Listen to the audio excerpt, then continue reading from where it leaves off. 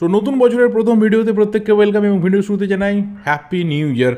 প্রত্যেকের 2024টা খুব ভালো কাটুক, কিন্তু 2024-এর এই 1 জানুয়ারি এই প্রথম দিনটা আমাদের ইন্ডিয়ান ফুটবলের জন্য একদমই ভালো দিন না। সিরিয়াসলি বলছি, যেভাবে দিনটা শুরু হলো, যে সমস্ত আপডেট দিয়ে শুরু হলো, যে সমস্ত অ্যালার্মিং সিচুয়েশন দিয়ে দিনটা শুরু হলো, এটা কোথায় গিয়ে পৌঁছবে অ্যাকচুয়ালি কি এর আমরা ফাইনাল রূপ দেখবো উই জাস্ট ডোন্ট নো। একটা মাত্র ক্লাব, তাদের নিয়ে সবথেকে বেশি জল্পনা রয়েছে, চর্চা রয়েছে, তারা কোথায় থামবে, কোথায় অ্যাকচুয়ালি তাদের পুরো ফেটটা গিয়ে পৌঁছবে, সেটা সিরিয়াসলি কিন্তু টকিং পয়েন্ট হয়ে উঠছে দিনের দিন আমাদের কাছে।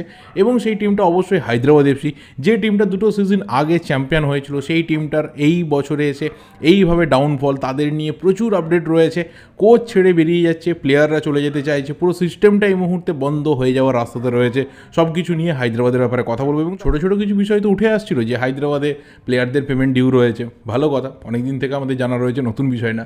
একটা নতুন ব্যাপার এলো যে একটা হোটেলের ফিস বাকি রয়েছে, হোটেলের ভাড়া 3 দিনের না দিয়ে তারা চলে এসেছে। তার অ্যামাউন্টও বিরাট কিছু হয় না, 6 থেকে 8 লাখ টাকার মতো বোধহয় অ্যামাউন্ট ছিল, বাট সেটাও তারা মেটাতে পারেনি।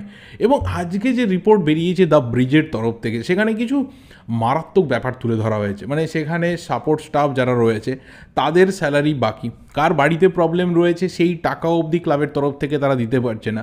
এবং প্রত্যেকটা মানুষ যারা ইনভলভ রয়েছে হায়দ্রাবাদ এফসির সাথে, তারা কিন্তু হার্ড ওয়ার্ক করে গেছে কন্টিনিউয়াসলি, যে যদি কোনোভাবে টাকাটা এখান থেকে আর্ন করা যায়। বাট তারপর আস্তে আস্তে আস্তে আস্তে সবাই কিন্তু ছেড়ে যাওয়ার রাস্তাতে রয়েছে। যেখানে গাড়ির ড্রাইভার বলেছে ভাই পেমেন্ট নেই, আমি গাড়ি চালাতে পারবো না। যেখানে খাবারের ভেন্ডার যারা রয়েছে, যারা প্লেয়ারদের খাবার দাবার প্রোভাইড করে, তাদের একটা হিউজ পেমেন্ট বাকি রয়েছে, তারা বলেছে খাবার দাবার প্রোভাইড করবো না। এমন অবস্থায় যে স্টাফেদের একটা সময় খাবার দাবার কম ছিল, প্লেয়াররা তাদের খাবার থেকে সেখানে স্টাফেদের সাথে খাবার ভাগ করে খেয়েছে। তো this is a big big big horrible situation, যেটা আমরা ইন্ডিয়ান ফুটবলে ভাবতে পারি না। আমরা এখানে কথা বলি এত কোটি কোটি টাকার প্লেয়ার আসছে, সে আসছে, এত ডেভেলপমেন্ট হচ্ছে, ভিশন 2047 দেখতে পাচ্ছি, এত কিছু ব্যাপার। আমরা কোথাও কাউকে স্বপ্ন দেখানো হচ্ছে ওয়ার্ল্ড কাপ আমরা এখানে কন্ডাক্ট করতে পারি, অনেক কিছু। বাট একটা ক্লাব এইভাবে সাফার করছে, সেটা খুব একটা ভালো ব্র্যান্ড না ইন্ডিয়ান ফুটবলের নিরিখে। যে আদতে আমাদের এখানে ইনভেস্টমেন্ট কী লেভেলে রয়েছে, কীভাবে একটা ক্লাব সাফার করে, কতটা ফিনান্সিয়ালি তারা লসে চলে, একটা ক্লাবের ম্যানেজমেন্ট অথরিটি তারা কীভাবে ব্যাংকরাফ্ট হয়ে গেলে পুরো সিস্টেমটা ভেঙে পড়ে, তার কিন্তু একটা প্রকৃত উদাহরণ আপাতত হায়দ্রাবাদ এফসি। এবার যেটা দ্বিতীয় ব্যাপার হায়দ্রাবাদকে নিয়ে, সেটা হচ্ছে এই টিমের 7 জন প্লেয়ার, সেটা মোর দেন 7 হতে পারে, তাদের যেটা হিউজ স্যালারি ডিউ, বিশেষ করে যাদের লং কন্ট্রাক্ট রয়েছে, যারা দেখছে ভাই আমার তো 2024-এই কন্ট্রাক্ট শেষ, আমি কোনো রকমে সাস্টেন করে বেরিয়ে যাবো, ঠিক আছে ঝামেলা মিটে গেল। বিদেশি ইন্ডিয়ান সবাই, 3 জন বিদেশি তো চলেই গেছে, বাদ দাও, সেই রিপ্লেসমেন্টও ওদের আসবে বলে মনে হয় না। যে সমস্ত প্লেয়ারদের লং কন্ট্রাক্ট রয়েছে, যে সমস্ত ইন্ডিয়ান প্লেয়ারদের, সেখান থেকে প্রায় 7 জন বা তার বেশি প্লেয়ার, তারা কিন্তু অফিসিয়ালি অথরিটিকে চিঠি দিয়ে জানিয়েছে যে আমাদের এবার ক্লিয়ার করতে হবে স্যালারি। কারণ যত ডিউ ডেট ছিল, যত পরিমাণে ডেডলাইন দেওয়া হয়েছিল যে এই ডেটের মধ্যে টাকা মিটিয়ে দেওয়া হবে, তার মধ্যে কিন্তু কাউকে টাকা এখনও মিটিয়ে দেওয়া হয়নি। And that's a huge amount, huge একটা অ্যামাউন্ট, মানে সেটা আমরা কল্পনাও করতে পারি না যে একটা ক্লাব কতটা ফিনান্সিয়াল লসে চলছে।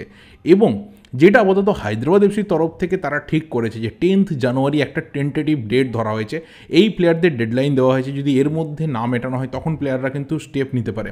প্লেয়াররা কী স্টেপ নিতে পারে, দুটো। এক হচ্ছে তারা চিঠির মাধ্যমে জানিয়েছে যে যদি কোনোভাবে পেমেন্ট না পাওয়া যায়, তাহলে অবশ্যই তারা কিন্তু মিউচুয়ালি কন্ট্রাক্ট টার্মিনেট করে বেরিয়ে যাবে। এটা খুব স্বাভাবিক ব্যাপার, প্লেয়াররা টাকা না পেলে কেন সেখানে পড়ে থাকবে, কিসের জন্য খেলবে, কিসের মোটিভেশনটা পাবে। এবং সেটা হায়দ্রাবাদের জন্য একটা বিরাট বড় লস, কারণ একটা সময়ে যদি এটা ঘটনা ঘটে, তাহলে তারা টিমটাই নামাতে পারবে না। সুপার কাপে হয়তো হায়দ্রাবাদের টিমটাই নামবে না, আইএসএলের যে মানে সেকেন্ড লেগ রয়েছে সে তো অনেক দূর, সুপার কাপে হয়তো টিমটা পুরোপুরিভাবে খেলতে পারবে না।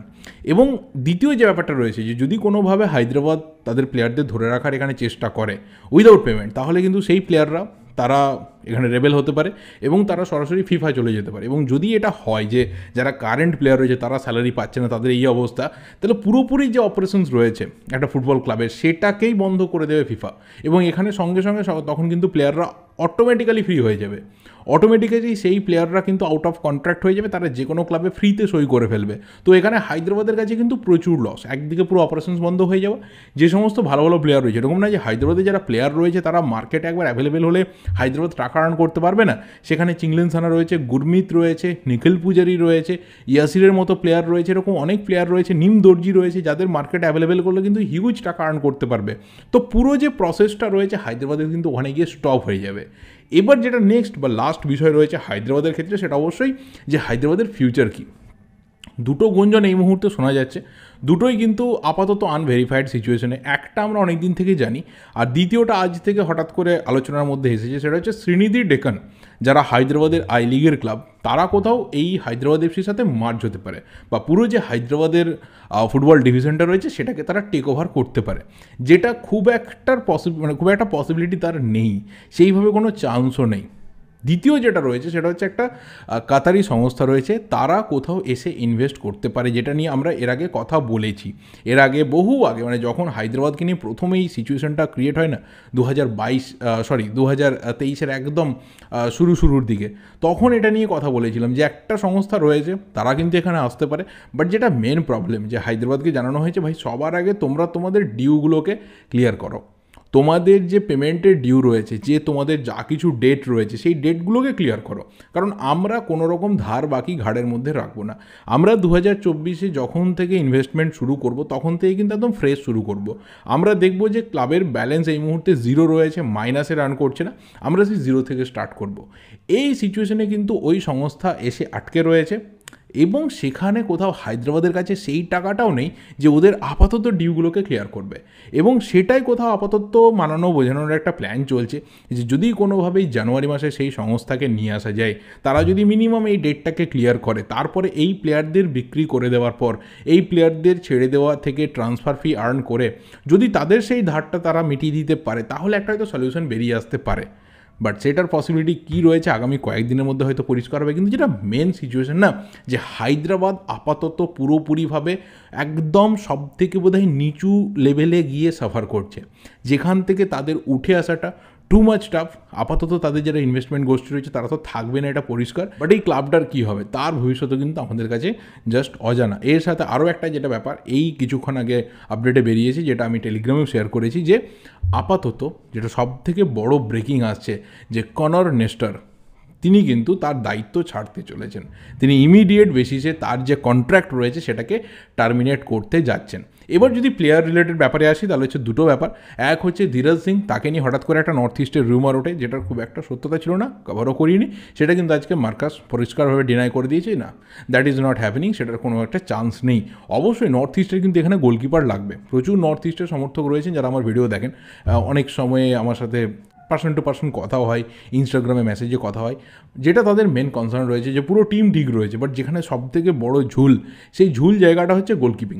ওখানে মির্সাদের একটা রিপ্লেসমেন্ট লাগবে, বাট সেটা কিন্তু ধীরাজ হচ্ছে না। তবে একটা চান্স রয়েছে তাদের পুরনো গোলকিপার গুরমিত সিংকে ফিরিয়ে নেওয়ার। দেখা যাক হায়দ্রাবাদের এই টালমাটাল সিচুয়েশনের ফায়দাটা নর্থ ইস্ট তুলতে পারে কিনা, কারণ সেই ফায়দা তোলার ক্ষেত্রে সবথেকে বড় যে ক্লাবটা আপাতত পা বাড়িয়ে রয়েছে, মানে দুটো ক্লাব এখানে পা বাড়িয়ে রয়েছে, এক হচ্ছে মোহনবাগান, দুই হচ্ছে ইস্টবেঙ্গল। মোহনবাগানের ক্ষেত্রে এটাই যে চিংলেনসানা সিং আপাতত যে লেভেলে তার সাথে কথাবার্তা চলছে, মোহনবাগান, বেঙ্গালুরু, এই সমস্ত ক্লাবগুলোর কোথাও প্লেয়ারটা কিন্তু ভাই ক্লাব ছাড়তে রাজি। এবং পুরো ব্যাপারটা না ডিপেন্ড করে রয়েছে হায়দ্রাবাদের ওপর, যে ওরা অ্যাকচুয়ালি কী করতে চাইছে। ওরা যদি পুরো ব্যাপারটাকে সেটেল করে নিতে পারে, এই প্লেয়াররা কিন্তু থাকতে চায়। এরকম না যে প্লেয়াররা সত্যিই ক্লাবটাকে মানে ভালোবাসে না, প্লেয়াররা ক্লাবটাকে ভালোবাসে, এতদিন ধরে এই প্লেয়াররা খেলছে, বাট ওরাও কোথাও কিন্তু ফ্রাস্ট্রেটেড হয়ে গেছে।